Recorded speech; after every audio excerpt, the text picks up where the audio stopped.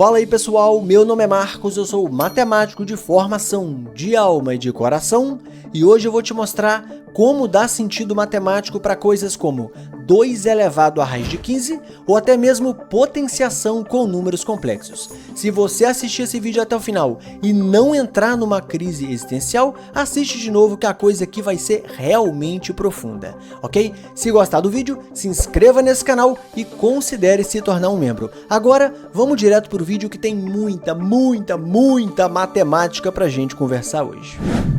Vamos começar nossa jornada definindo a elevado a b para A sendo um número real qualquer e b um número natural. Então, eu vou construir o primeiro caso, que é quando o a é um número real realmente qualquer, só que o b ele vai ser um natural com exceção do zero. Assim, eu posso definir a elevado a b da forma que todo mundo conhece, que é basicamente pegar o a e multiplicar por ele mesmo b vezes. Perceba, definindo dessa maneira, surge uma propriedade de forma natural, ela é automaticamente induzida. Eu posso dizer que a elevado a b vezes a elevado a c é a mesma coisa que a elevado a b mais c. Por quê? Pô, se aqui eu tenho b fatorizar e aqui eu tenho c fatorizar, então aqui eu tenho b mais c fatorizar. Percebe? Essa propriedade ela é muito poderosa, porque em alguma instância eu estou transformando uma multiplicação numa soma. Então parece uma coisa boa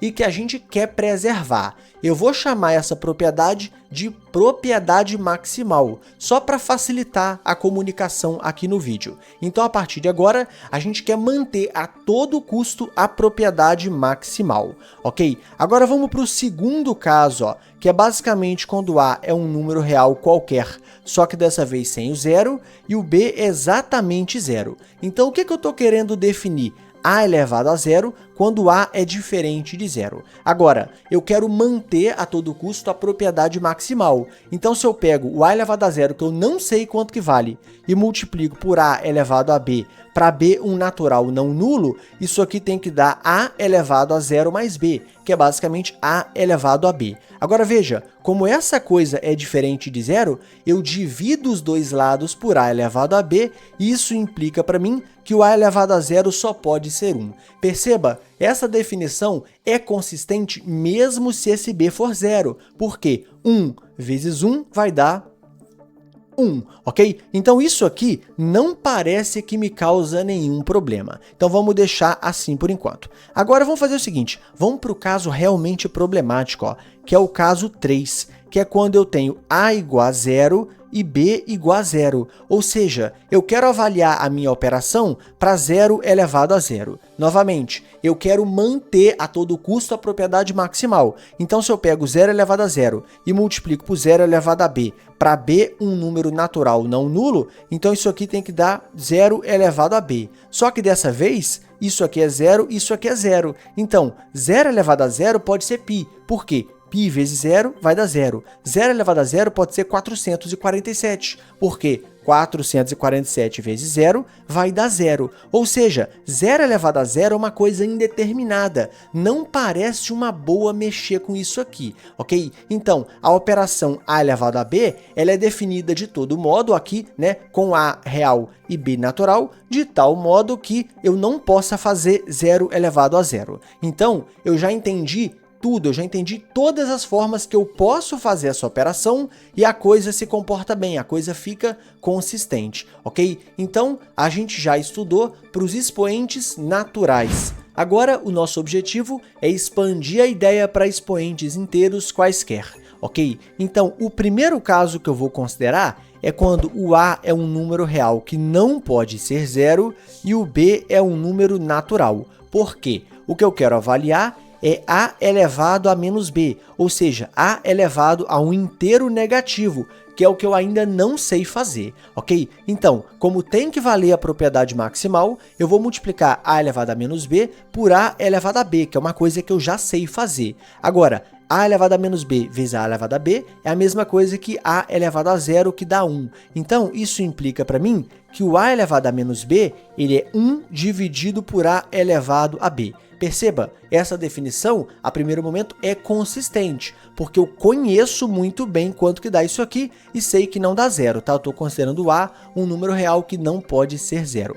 Agora vamos ver que a propriedade maximal também vai sempre funcionar quando os expoentes forem números inteiros negativos. Veja, se eu pego a elevado a menos b e multiplico por a elevado a menos c, onde esse cara aqui é um inteiro negativo, então eu vou ter 1 dividido por a elevado a b, a definição que eu acabei de mostrar, vezes 1 dividido por a elevado a c, ou seja, isso é 1 dividido por a elevado a b mais c, que eu posso escrever como a elevado a menos b mais c, que eu posso escrever como a elevado a menos b mais menos c, beleza? Então a propriedade maximal continua funcionando. Se aqui você colocasse um número natural qualquer, continuaria funcionando da mesma maneira. O que eu quero te mostrar é que as coisas ainda estão muito bem comportadas, ok? Agora vamos considerar um caso problemático aqui, tá? Que é o caso número 2, quando o a é zero e o meu b ele vai ser um inteiro negativo. Ô meu camarada, se eu faço assim, ó, 0 elevado, por exemplo, a menos c, no caso só para representar um inteiro negativo, tá? Onde o c vai ser um número natural, ou seja, menos c é um inteiro negativo, beleza? Se eu faço 0 elevado a menos c e tento aplicar aquela coisa, ó, 1 dividido por 0 elevado a c, ferrou, né? Porque, pô, isso aqui, meu camarada, vai dar 0, né? Ou dá 0 ou dá uma coisa indeterminada, enfim. Entende? Eu não posso pegar o 0 e elevar a um expoente negativo. Tipo, eu não posso fazer 0 elevado a menos 3, por exemplo. Isso aqui vai dar problema. Então, a gente acabou de entender os limites da operação a elevado a b, onde o b é um número inteiro qualquer, beleza? Eu não posso fazer, obviamente, 0 elevado a 0, eu não posso fazer 0 elevado a nenhum expoente negativo dessa maneira aqui. De resto, eu posso fazer praticamente qualquer coisa, ok? Então a gente entendeu como funciona os expoentes inteiros. Ou seja, a pergunta natural que fica é, e os expoentes racionais? Como que eu vou expandir a noção de potência também para os racionais? Então, vamos começar definindo o caso número 1, que vai ser o seguinte, ó, se o a for um número real e eu tiver um número q, que é um natural sem o zero, como que eu faço a operação a elevado a 1 sobre q? Meu camarada, isso aqui, como eu não sei quanto que vale, eu vou chamar de x, beleza? Agora, eu posso elevar os dois lados a q. O que eu estou fazendo? Multiplicando essa coisa por ela mesma q vezes, que é uma parada que eu já sei fazer, ok? Então, quando eu somo 1 sobre q, mais 1 sobre q, mais 1 sobre q, q vezes vai dar 1, ok? Então eu concluo que a é igual a x elevado a q. Agora, qual número que multiplicado por ele mesmo, q vezes, vai dar a? Eu também conheço isso. O x ele é a raiz de índice q do número a. Perceba, quando eu começo a definir as coisas, eu já entendo as limitações da minha operação. Se eu considerasse, por exemplo, o a um número negativo, eu não poderia considerar q um expoente par, beleza? Porque eu não tenho, por exemplo, raiz quadrada de menos 3 nos números reais. Então, entendendo as limitações da minha operação, eu consigo definir as coisas de forma que tudo funcione bem, ok? Então eu já entendo perfeitamente como que eu faço a elevado a 1 sobre q e as suas limitações, ok? Agora fica muito fácil da gente expandir para um número racional qualquer. Olha, eu já entendo quanto que é a elevado a 1 sobre q. Se eu elevo essa coisa a um número p inteiro qualquer, eu já estudei para os inteiros. Então, eu sei que eu estou somando essa coisa aqui p vezes, ok? Então isso aqui é a elevado a p sobre q, que se eu quiser eu posso escrever assim, ó, a elevado a p elevado a 1 sobre q, porque eu também já estudei para esse tipo de número racional. Então já sei que isso aqui é a raiz qésima de a elevado a p. Então, entendendo as limitações, considerando tudo isso, a teoria vai se construindo, ok? Agora, uma pergunta natural que fica é a seguinte, meu camarada. Tá, e a propriedade maximal, ela também vale para os números racionais? Ou seja, se eu pegar a elevado a P1 sobre Q1 e multiplicar por A elevado a P2 sobre Q2, será que eu consigo provar que isso aqui vai ser A elevado à soma desses dois carinhas? Claro que consigo, eu vou provar para você aqui, ok? Então, olha o que eu vou fazer, eu vou manipular essa fração aqui, tá? Eu vou multiplicar ela em cima por Q2 e embaixo por Q2. Então, não estou mudando nada, né? Estou multiplicando por 1. Da mesma forma, eu vou multiplicar essa fração aqui em cima por Q1 e embaixo por Q1. Agora, eu vou reescrever essa parada de uma forma muito esperta. Ó, eu vou escrever isso aqui como A elevado a 1 sobre Q1, Q2 elevado a P1, Q2, ok? E essa paradinha aqui, eu vou escrever como A elevado a 1 sobre Q2, Q1 elevado a P2Q1, beleza? Agora eu tenho o mesmo número aqui e o mesmo número aqui. Os meus expoentes são números inteiros, eu sei que a propriedade maximal vale. Então eu posso escrever isso aqui como A elevado a 1 sobre Q1, Q2, tudo isso elevado a P1, Q2 mais P2, Q1, beleza? Agora, olha como que a coisa vai funcionar maravilhosamente bem aqui, tá? Eu estou multiplicando essa coisa aqui, essa quantidade de vezes.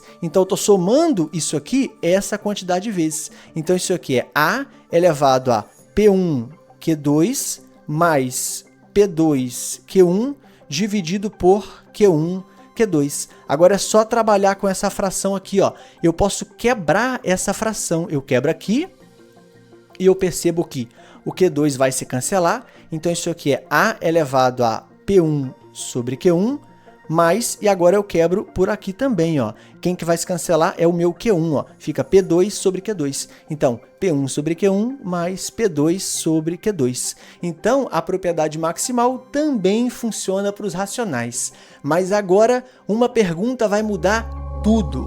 E se for irracional?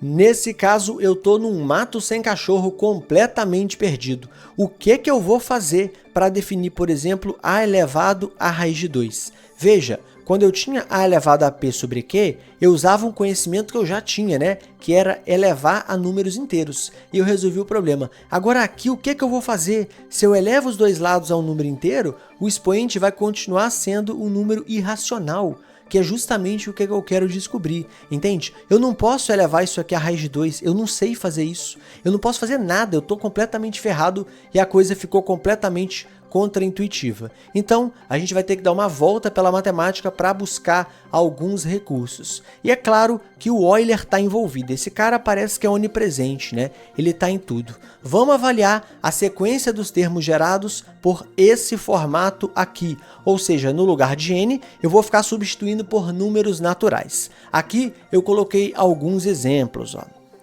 Por exemplo, quando o n igual a 1, o n igual a 5 e o n igual a 120. A pergunta que fica é, será que quando o n cresce infinitamente, ou seja, se o n tender ao infinito, essa parada aqui vai se aproximar cada vez mais de um determinado número, ou isso vai explodir para o infinito? Porque tem sequências que não chegam em lugar nenhum, né? Por exemplo, se eu defino a n igual a n e faço n tender ao infinito, isso aqui cresce infinitamente, sem limite algum, sem controle algum, ok? Ou seja, eu vou me perguntar, será que essa sequência aqui converge para algum número bem definido? E a resposta é sim. Para você ver isso, você poderia provar que o AN ele sempre é um número entre 1 e 3, ou seja, a sequência é limitada, beleza? Também a gente consegue provar que AN mais 1 é sempre maior do que o AN, ou seja, ela é crescente. Existe um teorema que diz que toda sequência crescente e limitada é convergente,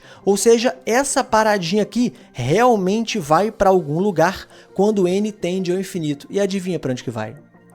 Para o E, para o número de Euler, ok? A gente pode dizer que o limite de AN, quando n tende ao infinito, é exatamente o que a gente chama de E. O E, ele é o nome que a gente deu para o resultado desse limite aqui. Ou seja, quando eu vou jogando n para o infinito, essa coisa vai se aproximando cada vez mais do E, que vale aí aproximadamente 2,71. Agora, esse número esquisito, meu camarada, ele tem propriedades quase mágicas, ok? Que eu vou mostrar para você. Por exemplo, o e pode ser escrito como uma soma infinita. Esse resultado pode ser demonstrado usando o resultado anterior e o teorema do confronto, ok? Assim, a gente pode usar essa soma infinita para definir o que a gente chama de e elevado a x. Perceba, definir, eu posso definir o que eu quiser, inclusive coisas que não fazem nenhum sentido e que vão dar um monte de problema, ok? Então eu vou fazer o seguinte, ó,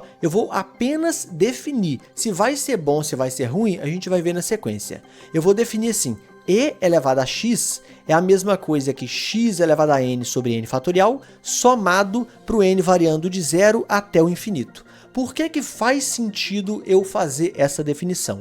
É porque é o seguinte, usando algumas ferramentas de cálculo, como por exemplo o teste da razão, a gente consegue mostrar que essa soma aqui é absolutamente convergente. Ou seja, para qualquer x que eu colocar aqui e eu calcular essa soma, ela vai dar alguma coisa, ela não vai explodir para o infinito. Vamos supor que eu queira calcular e elevado a 2,4. Basicamente, no lugar desse x eu coloco 2,4. Então eu vou somar os termos da forma 2,4 elevado a n dividido por n fatorial, para o n variando de 0 até o infinito. Se eu fizer essa conta aqui até o infinito, eu vou chegar em algum lugar, ok? Essa é a lógica de eu definir e elevado a x dessa maneira, porque eu sei que essa soma é sempre convergente, independentemente do x que eu coloco aqui, ok? Então o que eu ganhei com isso, meu camarada? A partir desse momento, eu ganhei a possibilidade de fazer, por exemplo, e elevado a raiz de 2. Por quê? Se eu coloco a raiz de 2 aqui, eu sei que essa soma necessariamente vai para algum lugar.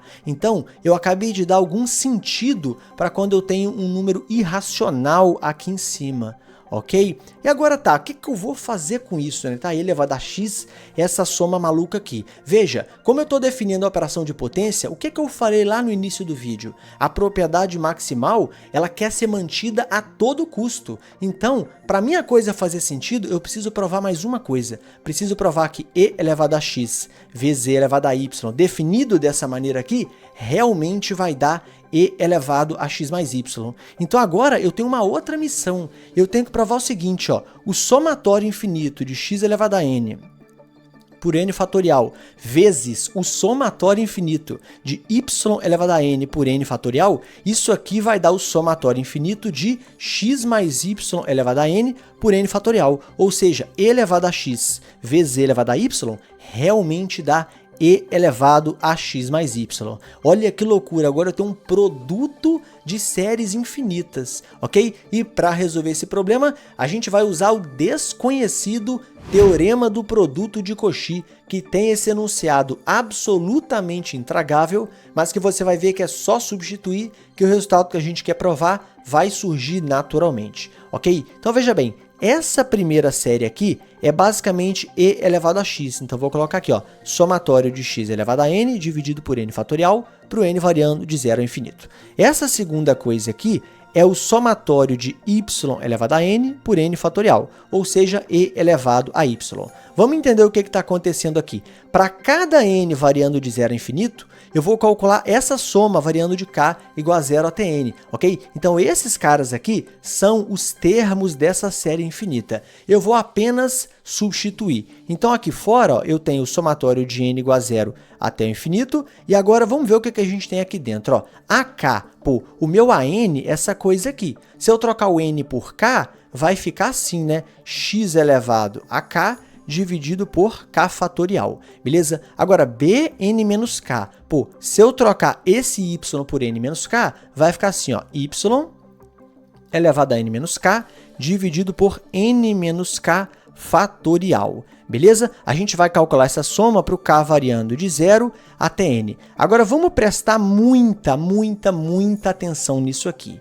Essa parada tá te lembrando alguma coisa? Olha aqui, ó, x elevado a k, y elevado a n menos k, k fatorial, n menos k fatorial, exatamente, tá lembrando a fórmula do binômio de Newton, que calcula isso aqui, ó, x mais y elevado a n. O que tá faltando aqui para ficar idêntico? Tá faltando um n fatorial em cima. Então a gente vai multiplicar por n fatorial e dividir por n fatorial. Agora, quando eu junto essa coisa aqui, meu camarada, essa parada vai dar exatamente x mais y elevado a n, que é o binômio de Newton. Então, essa coisa toda aqui é igual o somatório infinito, ó, de n igual a 0 até o infinito, de x mais y elevado a n, e esse n fatorial que sobrou aqui. Agora me diz o que é isso aqui? É exatamente a definição de e elevado a x mais y. E, portanto, e elevado a x vezes e elevado a y é igual a e elevado a x mais y.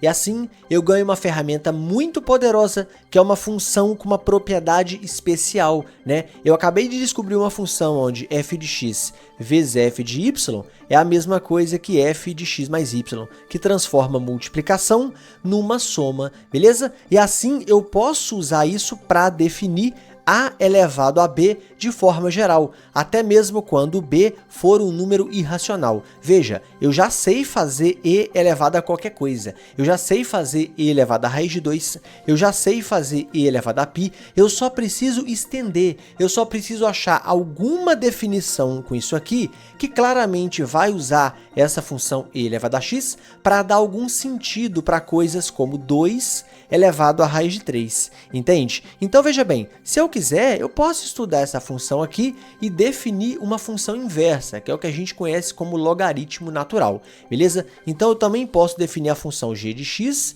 igual logaritmo natural de x, ou seja, é o log de x na base e, beleza? A propriedade principal é que basicamente quando eu faço e elevado ao ln de x, como ln é a função inversa do e, isso aqui tem que me retornar no x, ok? Então essa parada aqui me dá uma boa ideia para conseguir definir a elevado a b. A gente vai definir da seguinte maneira: a elevado a b é a mesma coisa que e elevado a b ln de a. A primeira coisa que eu vou te mostrar é que essa definição ela é consistente com o que a gente já tinha feito antes. Ou seja, se eu quiser calcular a elevado a um número racional p sobre q de acordo com essa definição, vai dar exatamente a mesma coisa. Ela preserva tudo que já foi feito e define novas coisas, beleza? Vamos fazer aqui, ó, a elevado a p sobre q é a mesma coisa que e elevado a p sobre q ln de a. Perceba, se eu quiser eu posso calcular isso aqui simplesmente substituindo essa coisa naquela série infinita. Mas não é isso que eu vou fazer não. Vou fazer o seguinte, ó, pô, eu não sei quanto que isso vale, né? Então vale x, beleza? Agora aqui eu tenho o quê? Pô, eu sei fazer potência com expoente inteiro, então eu elevo a q os dois lados. Agora isso aqui fica multiplicado por q. O que vai acontecer? Esse q vai se cancelar, então eu vou ter essa paradinha aqui, beleza? Agora veja, o p também é um número inteiro, então eu posso escrever o seguinte, ó, e elevado a ln de a elevado a p é igual a x elevado a q. Agora, olha aqui, e elevado a ln de a, meu camarada, é o próprio a. Então, eu acabei de descobrir que a elevado a p é igual a x elevado a q. Então, o x ele é a raiz quésima de a elevado a p, ok? O que mostra que a nossa nova definição é consistente com o que a gente já tinha feito antes. Agora, vamos ver que a nossa definição também preserva a propriedade maximal. Olha, se eu tenho a elevado a b vezes a elevado a c, eu posso escrever isso aqui como e elevado a b ln de a vezes e elevado a c ln de a. Só que eu sei que e elevado a x vezes e elevado a y é a mesma coisa que e elevado a x mais y. Somando essas duas coisas aqui e colocando o ln de a em evidência, vai aparecer quem? B mais c, que é exatamente a definição de a elevado a b mais c. Então, a nossa definição preserva a propriedade maximal e agora a gente é livre para fazer, por exemplo, 2 elevado a raiz de 3. É só eu fazer e elevado a raiz de 3 ln de 2. Eu calculo essa coisa aqui com auxílio daquela soma infinita lá e depois substituo essa parada na soma infinita, ok? E aí eu vou chegar no número que isso aqui representa dentro dos números reais. Agora, você pode me fazer uma pergunta capciosa e muito boa, tá? Tá bom, Marcos, mas vamos olhar para essa definição. E se a minha base for negativa? Por exemplo, se eu quiser calcular menos 2 elevado à quarta, que eu realmente sei que dá 16. Será que vai dar 16 pela minha definição? Porque aqui vai entrar um ln de menos 2, né? Aí ferrou minha vida. Calma, meu camarada, porque tudo que a gente fez, inclusive aquela série do e elevado a x, é válida para números complexos. Aquele teorema do Cauchy é válido para números complexos. Então, essa definição aqui, ela contempla até números complexos. Eu posso fazer um número complexo qualquer elevado a outro de acordo com isso aqui, sem problema nenhum. Vamos fazer um exemplo aqui, ó. Vamos supor que eu queira calcular menos 2 elevado a quarta potência com a minha definição. Então, vou colocar e elevado a 4 ln de menos 2, ok? O logaritmo, ele pode ser definido para números negativos no log complexo. O log complexo é o seguinte, ó, eu vou falar que o ln de um complexo qualquer é basicamente o ln real do módulo desse complexo, mais i vezes o argumento desse complexo. Com essa definição aqui, se você fizer algumas contas, tu vai conseguir ver que o ln de menos 2 é exatamente o ln de 2, né? Aqui eu estou trabalhando com o ln real, mais i vezes o argumento desse cara aqui, beleza? O argumento desse complexo aqui, ele vai ser π, ele pode ser 3π e por aí vai. Aqui eu vou usar só o π, beleza? Porque além de tudo, essa função aqui ainda é multivalorada, aí já é loucura demais, né? Enfim, mas vamos considerar isso aqui, isso é uma verdade, tá? Porque e elevado a isso aqui realmente vai dar menos 2. Agora, vamos substituir aqui, ó, 4 vezes, aqui eu vou colocar ln de 2 mais iπ, beleza? Meu camarada, vamos fazer essa continha aqui, só para brincar, ó, isso aqui vai dar e elevado a 4 ln de 2 mais 4i vezes π. Eu sei que a função e admite a propriedade maximal, então posso separar isso aqui em e elevado a 4 ln de 2 vezes e elevado a 4πi, beleza? Agora veja, com a identidade de Euler, eu descubro que essa paradinha aqui dá 1, beleza? Isso aqui dá quanto? Pô, isso aqui dá 4 ao quadrado, que é 16. Então, o nosso querido menos 2 elevado à quarta realmente dá 16, até com essa definição. Assim, a gente consegue fazer potenciação para qualquer coisa, inclusive para números complexos. Com essa fórmula aqui, tu consegue fazer, sei lá, 1 mais i elevado a πi mais raiz de 15, qualquer coisa desse tipo. É claro que a maioria das coisas vai ser muito difícil de você fazer na mão, mas dá para fazer. Se você tiver aí uns 3 milhões de anos livres na sua vida, você pode ficar fazendo essas contas aí o resto da sua vida, que você vai chegar no valor disso aqui, tá? Essa potência complexa, isso aqui é uma bizarrice, assim, astronômica, tá? Por exemplo, se eu faço menos 2 elevado a raiz de 3, nos complexos, meu camarada, isso aqui vai dar infinitos valores complexos. Inclusive, eu já fiz um vídeo com essa potência aqui, ok? Então, espero que vocês tenham gostado, embora esse vídeo aí tenha sido uma maluquice da braba mesmo, tá bom? Mas espero que vocês tenham gostado. Até o próximo vídeo, se inscreva nesse canal aqui e tchau!